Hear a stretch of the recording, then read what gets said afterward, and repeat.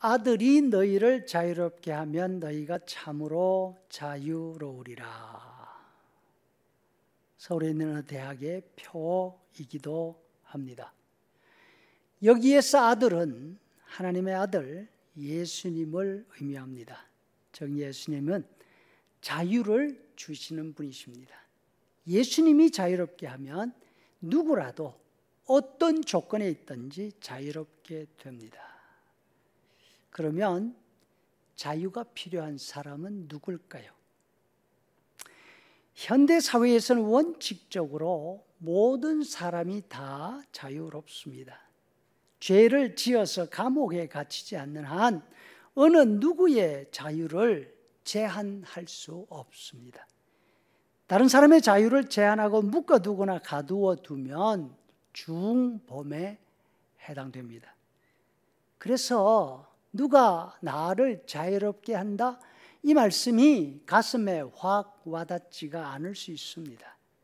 하지만 과거에는 노예가 많았습니다. 특히 로마 시대에는 모든 노동력이 노예들에게서 나왔습니다.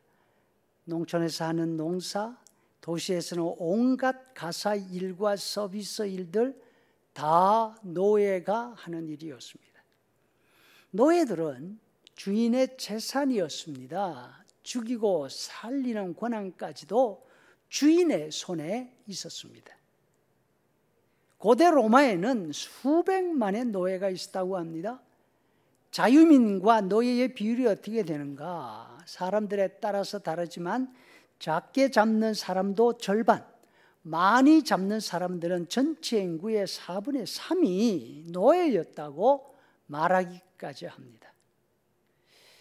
당시에는 어떤 사람이 노예가 되었습니까? 크게 세 가지였습니다.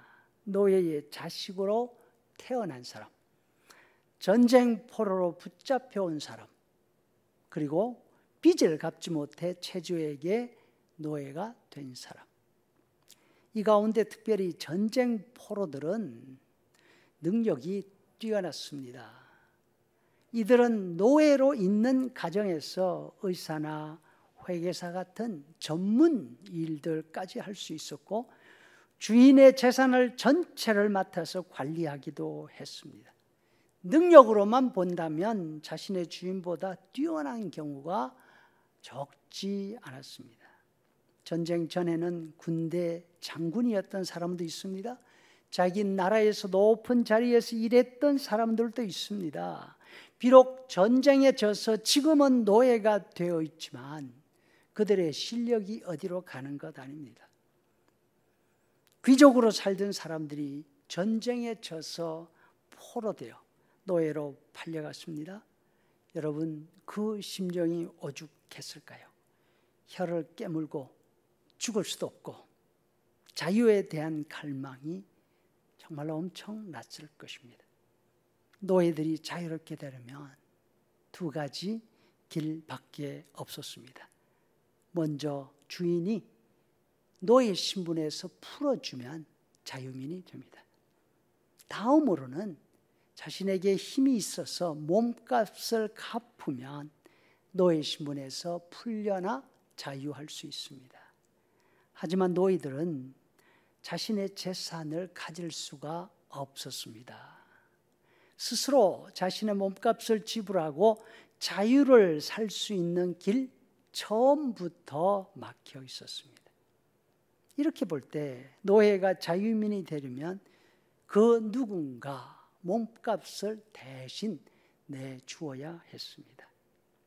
누군가 대신 내 몸값을 내주는 이것을 대속이라고 합니다. 대신 돈을 주고 샀다는 의미입니다. 우리말 성경에는 똑같은 단어가 세 가지로 번역이 되어 있습니다. 대속, 구속, 속량. 대속이란 말은 대신 갚아주었다. 구속이란 말은 값을 내서 풀어주었다. 그런데 속량이란 말은 아주 한국적인 표현입니다. 노비에 떨어진 사람이 값을 치르고 양민이 됐다. 즉 자유로운 신분을 얻었다는 뜻이죠. 오늘 본문에서 예수님 바로 이 말씀을 하고 있으십니다. 아들이 몸값을 치르고 노예 신분에서 풀어주면 그 사람이 자유를 얻는다는 것입니다. 예수님이 풀어주신 노예들은 누구입니까? 죄의 종된 노예들이었습니다.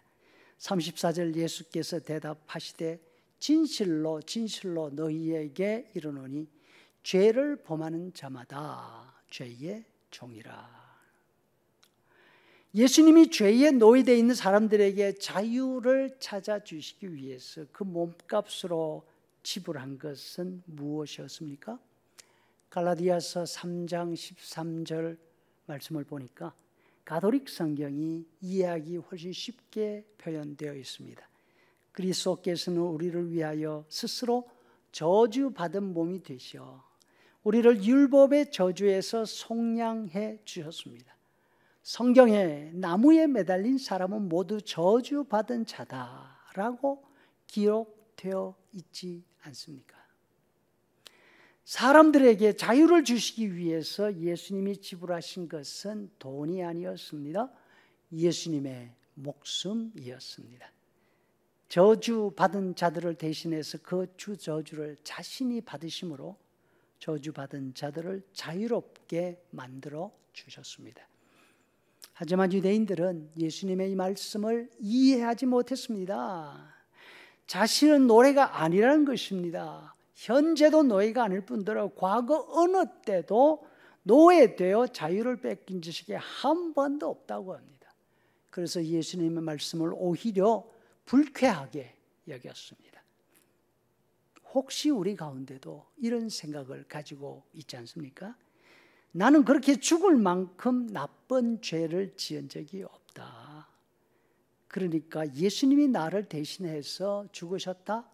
받아들일 수가 없다. 바라기는 우리 안에서 계신 성령님께서 우리의 처지를 바로 알게 해 주시기를 소원합니다. 그래서 우리 대신 죽으신 예수님을 나의 구주로 고백하는 그 은혜가 늘 함께 하시기를 간절히 소원합니다.